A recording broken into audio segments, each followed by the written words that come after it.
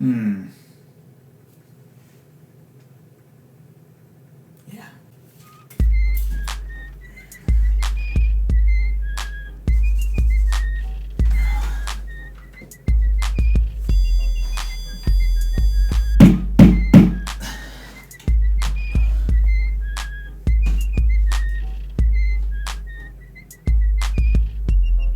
Here we go.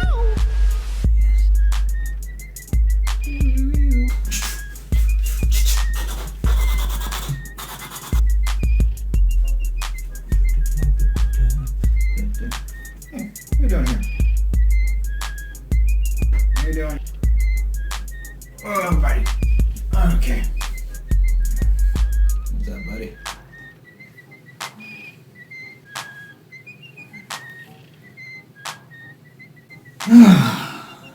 Let's be louder.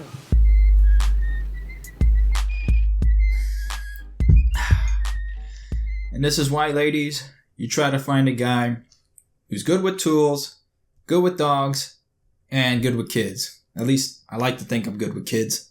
How's it going, everyone? It's your host and founder of the American Rail Club, Demetrius Villa, and we're back at it again with another article that I got here for us to go ahead and share and analyze and also see what we can be able to take from it and apply to our own country here in the United States. Now, I know some people have talked about, well, why are you bringing up something that's not, this is the American Rail Club, right? Why are you bringing up something that's not in America?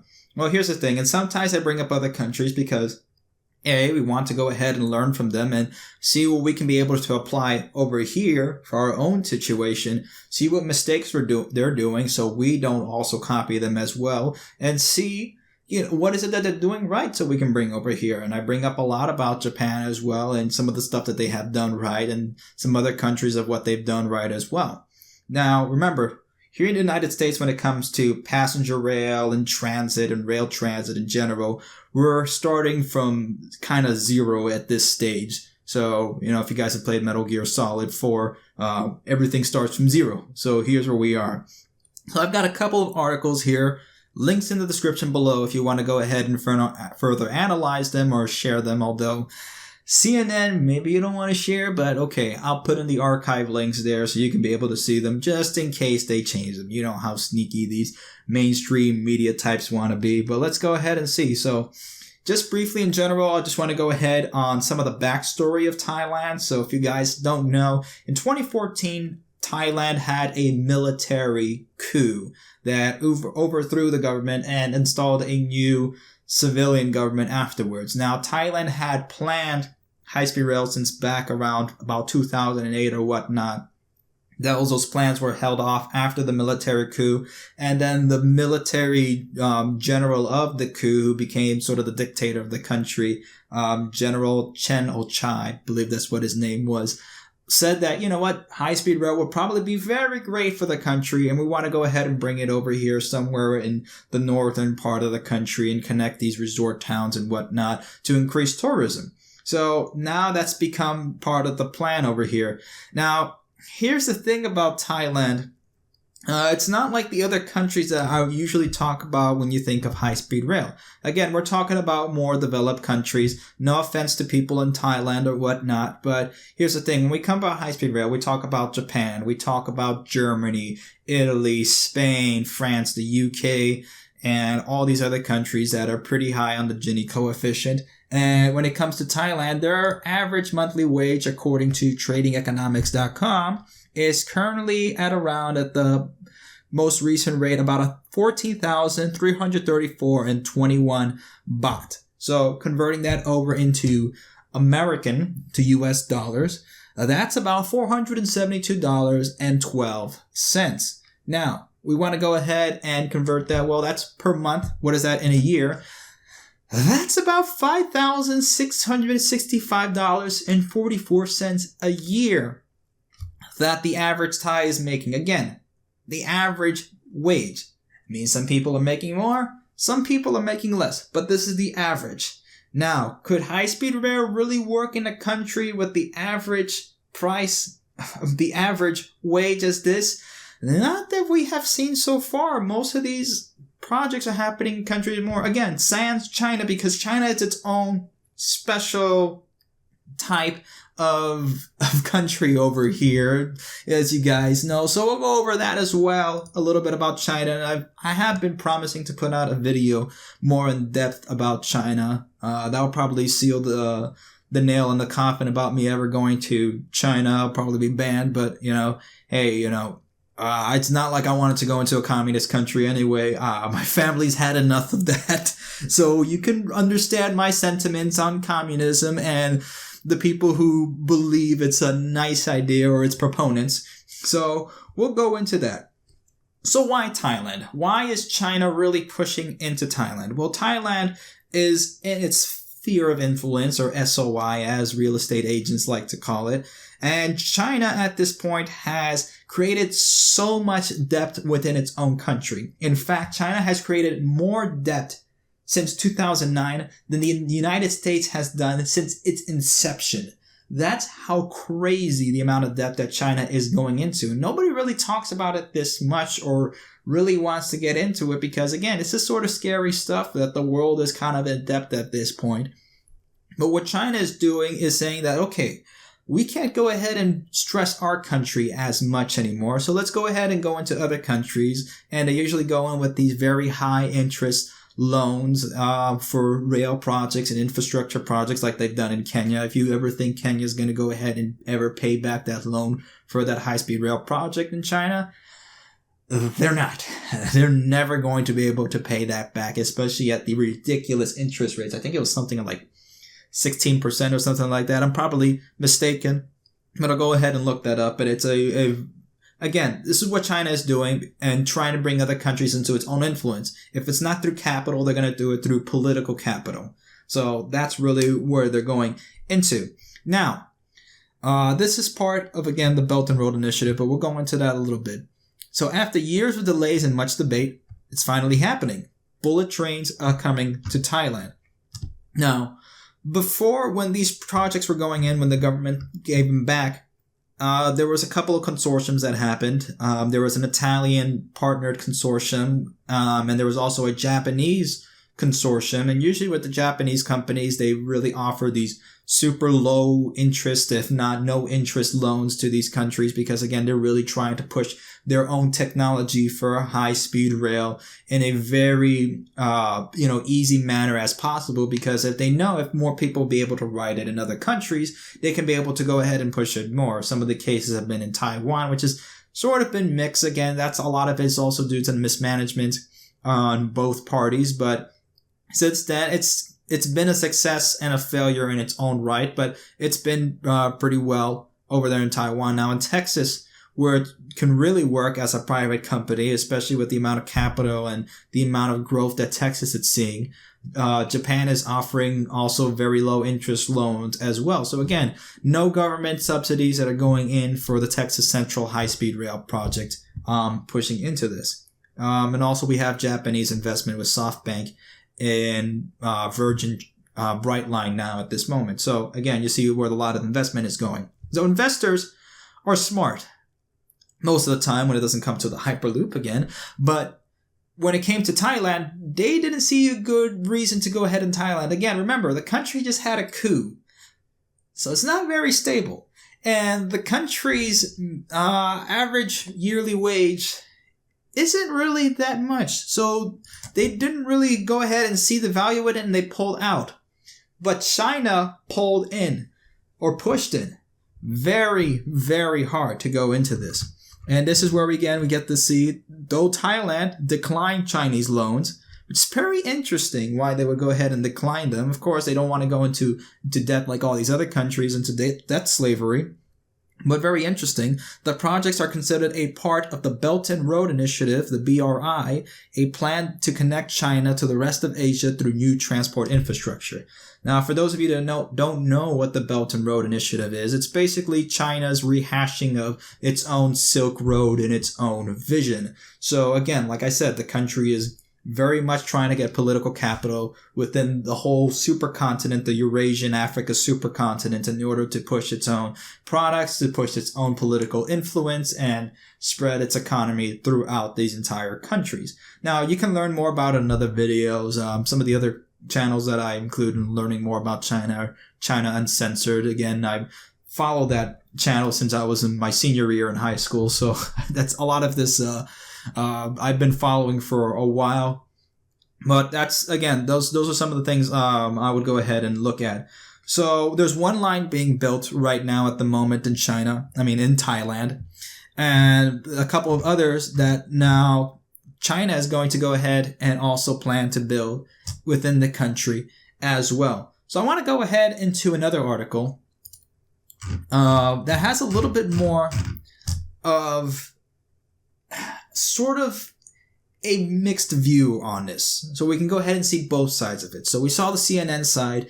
Now we're going to go ahead and read the Tiger. That's what it's called, the Tiger. It's a good play on words. I'll give you that.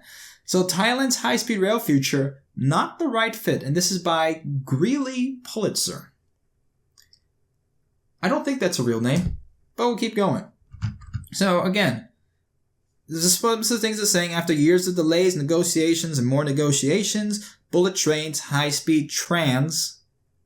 Okay, I know it's Thailand, but high-speed trains, I think that's what they're trying to say, are coming to Thailand. But with one project underway, another already approved, and others being considered, and this is very recently, many speculate if high-speed rail is the right fit for the kingdom. Now this is pretty interesting. Critics say the existing contracts with the Chinese are more about a political jibe at the US over its criticism following the 2014 coup than actually meeting any transport needs for such a service. So of course, if you guys have been watching the news, you know that the US and China have been going at it at a pretty long and brutal tariff war. Thank God it's not an actual war at this point. But, you have two big egos like President Donald Trump and President Xi Jinping going at it on this economic war that's been a long time coming. I mean, China has been really doing not so nice things to the U.S. I think probably the shock story I love telling people is the one about Segway. That's probably the craziest one. I'll tell a little bit more about that later. If you guys want to look that up about what a Chinese company did to Segway, look it up on your own time. It's pretty brutal. But Thai shipping magnate Thanet Sorat says the high-speed train network will be a game changer for Thailand. So this guy's a shipping magnate. He's also the advisor to Thailand's Senate Committee on Transportation and president of the Thai Authorized Custom Brokers Association. I don't know if this gives me kind of Hawaii pineapple vibes. Some of the senators saying, hey, let's go into Hawaii. Let's go ahead and take that because, it has nothing to do with my own pineapple company. But again, this is sort of the things that you see in a banana republic. But, comparing what happened in Hawaii to what's going on right now in Thailand, and especially what's going on right now in the U.S. with all the corruption that we also have as well. Maybe not sort of an apples to apples comparison, but aren't you glad I didn't bring in another fruit pun joke? Anyway, Thailand has declined. Again, this is funny. This is ad verbatim the same thing that was said on the CNN article. Even though Thailand has declined Chinese loans to pay for the high-speed trains, good thing it's not high-speed trans, the projects are considered a part of the broader Chinese Belt and Road Initiative, a massive foreign policy plan to connect China to the rest of Asia through transport infrastructure. And what do we have over here? The same thing. Though Thailand declined Chinese loans, the projects are considered a part of the Belt and Road Initiative, a plan that aims to connect China to the rest of Asia through new transport infrastructure. Guys, come on, a little bit less on the plagiarism, please. The Chinese government have been spending big on massive projects. The Chinese government have been spending up big on these projects throughout the Pan-Asian continent for the past decade. Meanwhile, Britain spends 4 years figuring out how to leave the EU, and the US president is hell-bent on building walls along the US southern border.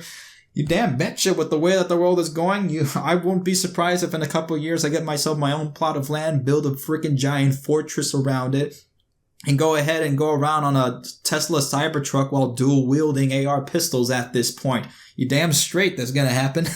A massive new rail hub is being constructed in Bang Su, which will replace the 103-year-old Halongphong station in Bangkok. No offense to any Thais that are watching this. Try my best to get this language. I'm usually good with other languages. I'm really just trying to channel all the Tony Jaa movies I've watched subbed, so I'll do my best.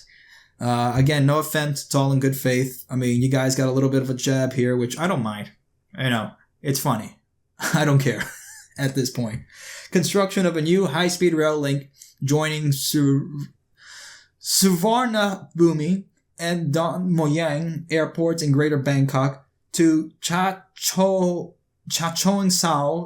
Chonburi, Sriracha. I can read that one, Sriracha. And Pattaya in the east. Who knew that there was actually a Sriracha city in Thailand? Let me know if you guys knew that already before watching this. As well as the U Tau Pau airport serving Pattaya and the Eastern Economic Corridor. So again, this is pretty interesting how they have this whole high-speed rail network going. And again, this is in the Gulf of Thailand. Over here you have Myanmar in this area, Cambodia, Vietnam. This is all in the Southeast Asia area of where this is happening. So yeah, that's where that's going on. Pretty interesting. It's not going to the southern end of the country, but that's also argued here a little bit more in the article. Now, some critics wonder if the expensive high-speed solution using Chinese technology is a right fit for Thailand. And again, remember, we've gone through the economic factors of Thailand. They argue that a traditional dual-track extension of the existing network serving the eastern region of Bangkok would suffice. Now, again, this would probably work better for Thailand, but, what they're doing right now is what they're doing right now, and China's their big neighbor over here. So, it's could it happen? Yeah. They point out that some 3,000 houses will also have to be demolished for the new high-speed lines, with the government still embroiled in court cases over forced land appropriations. Now, I don't think it's going to be the same thing like in the U.S. when we go ahead and use eminent domain, that people are paid for it. I don't think it's going to happen, especially what happened in China with their own high-speed rail lines. There were just bulldozers going on, no questions about it if you were in the house or not. You're going in. Critics argue that this grand project, given the green light by the NCPO military government in 2017, is a route to nowhere, in particular because, they claim, Thailand's northeast is not generally on the tourist map, and certainly not as popular as the other hotspots, and that local Thais won't be able to afford a ticket. Well, no kidding, they won't be able to afford a ticket with, the amount of money that they're making compared to what this high-speed rail line would probably cost. It doesn't make sense for a country at that stage of the economic ladder. For a place like Japan, for places in Europe, for, of course, the United States of America, high-speed rail would be an absolute winner. But in a country like Thailand that is, starting to climb up the economic ladder, especially given after a coup, which some people have speculated that the NCPO was also supported by China through weapons and whatnot, but that's all speculation. Some of it may be true, but again, I'm just bringing that up. Government-sponsored travel around Thailand has been a loss maker. Shock! The government sponsors a loss maker. Both the State Rail Authority and the government-run bus services have long operated at financial losses as passenger numbers dwindle each year. You think it has to do with maybe that military coup that happened? As Thais buy more cars and road networks improve. Who's going to build the roads? So this was an interesting article to watch through that. But again, stuff like this is happening in places around the world. Now, would rail absolutely work? And it does work in Thailand at this point. Absolutely. But do they really need high-speed rail? That's up to the Thais to go ahead, ultimately, to go ahead and see if that really works for them. Here in the U.S., we know it will absolutely work. It's working over in Florida as it's just starting up with Brightline, and also now beginning to go ahead and expand into Orlando. It's probably going to head and work over in Texas. We see already in the Northeast Corridor that rail works very well, even though given Amtrak's flaws and misgivings, it still works there very well. And also in the Midwest and the Chicago corridor, it works well there, and in California. But Again, the U.S. can put a lot more effort into railways, and we see it putting a lot of unbalanced effort and money and time and subsidies into roads, into airports, and into airlines themselves. They subsidize a whole lot of these airlines, but not for rail. Remember what happened recently in Indiana? They couldn't go ahead and put up $3 million for the trains for Amtrak in the Hoosier State because that's too expensive. But let's go ahead and put in $20 million or so for Delta to have their direct flight between Paris and Indy.